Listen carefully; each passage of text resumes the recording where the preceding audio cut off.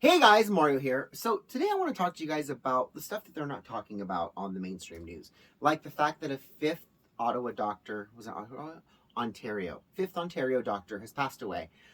If you guys have been paying attention to the news and the media, especially with stuff happening globally, you would know that Ontario was very stringent on these mandates and these experimental procedures on people. And if you work in an Ontario hospital, chances are you have already been subjected to this experiment. So to hear that a fifth doctor suddenly collapses is not outside of the realm of possibility. The part that's troubling is the fact that this person was 27 years old. These people are getting younger and younger. We're hearing about healthy athletes collapsing on the fields, healthy athletes choosing not to participate because they suddenly had a heart condition. My own mayor admitted to having a sudden heart condition after having this experimental procedure done. And you have countries saying, you know what, we're not going to have this program for our kids because we see what's happening. Meanwhile, you have the community here in California saying you have to get poked, you have to get poked, and if you don't get poked, we're going to take away your job, and if you don't, we're going to make it so difficult that you can't live and survive. You know what? That's okay. There's a lot of us creating a second economy that doesn't need your experiment. We can live our lives, we can thrive, and this is part of the reason probably why they're creating all those IRS agents. But that's not what we're talking about today. Today we're talking about the stuff that they're really not talking about. The chatter right now with Anne Heche. Who was she? Well, obviously she was an actress. Okay, she dated Ellen DeGeneres, and when I heard about her fiery car crash that suddenly leaves her in a coma, I was like, let me look into this a little deeper. Yes, she dated Ellen DeGeneres, and Ellen is connected to Oprah, and her and Oprah and Allison Mack. Allison's in jail for trafficking young women to Harvey Weinstein. And I know Harvey Weinstein and Jeffrey Epstein and all those people used to kind of run together. So it really isn't outside of the realm of possibility to assume that Anne Heche knew something about it or had an inkling about it. So it's no surprise today when I find out that, oh, by the way, she was making a movie about human trafficking. Wow. That right there just draws all these lines, and I just go, well, it's very easy for me to connect these dots. Maybe they're connected, maybe they're not. But the fact that she did date somebody who was involved in this human trafficking, they make fun of her set because it looks like Jeffrey Epstein Island. And now she suddenly dies because, car accident. This is very creepy, very much Chester Benningfield, very much a lot of these celebrities who have talked about it and lost careers, lost their lives. The Coreys, both of them, one lost their life, one lost their career. You have Elijah Wood, who all of a sudden is now, he wanted to talk about it, and nope, you are no longer popular. We were going to take you off, every single billboard, and we're going to give you no platform to speak on.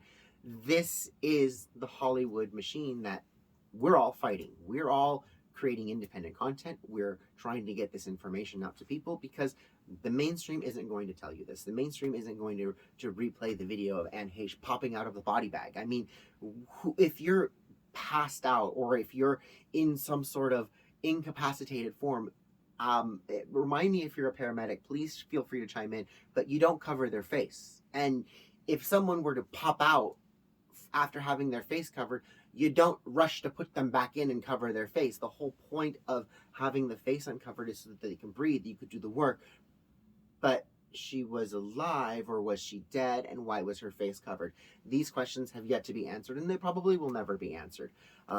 If you know of anybody who's a human trafficking victim, it is happening. It is happening locally. I had a friend who just told me that one of their clients told them that their child was approached on the boulevard here in Lancaster. Oh, I think my child was approached by a human trafficker. Ha ha ha. They were asking him all kinds of weird questions. And my friend's like, don't you think that's kind of odd? Don't you think that's a problem? It's like, no, my kid knows better than to go with them.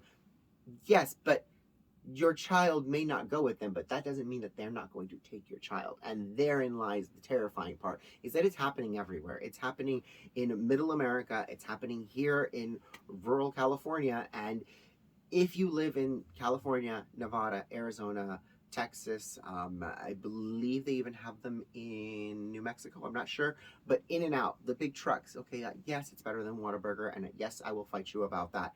But In and Out, on all of their big rigs, they have the human trafficking hotline there because it is such a problem here in California. You have the human trafficking victims working the illegal marijuana farms out in the desert, but you also have the child sex trafficking victims. Just recently in Texas, a DCFS or a CPS, Child Protective Services employee was videotaped saying to a 14-year-old, well, if you're hungry and your foster parents aren't giving you food, well, just, sleep around, become a hooker. And they were immediately fired. This is the type of attitude that we're seeing coming out of these government agencies. My community saw one of the most horrific crimes happen to a child. A child was tortured and abused by their own parents, and CPS, DCFS, they did nothing. They are complicit in a lot of this. They close their eyes, they plug their ears, they don't want to pay attention. And why? Because they get a paycheck from the federal government. They're not beholden to someone like a private citizen. They're not held up to a standard like a private corporation is that has to meet certain social standards, ethical standards. The government, unfortunately, just kind of goes, oh, well, sorry, we don't have any sort of responsibility. They love to throw their hands up. And this is something that no one wants to talk about. So from human trafficking to the blatant changing of our information and hiding of our information, keep your eyes open, you guys. Pay attention. Write things down if you don't think you're going to remember it, or bookmark it. Yes, computers change. Yes,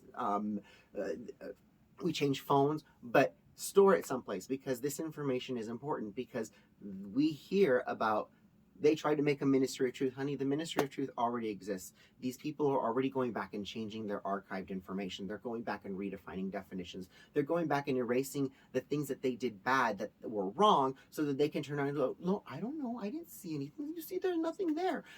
This is why we need to be the elephant in the room and have all the information and make them uncomfortable by the fact that we remember. We remember the 5th of November. All right, guys. I'll talk to you guys soon. Mwah! I love you guys well.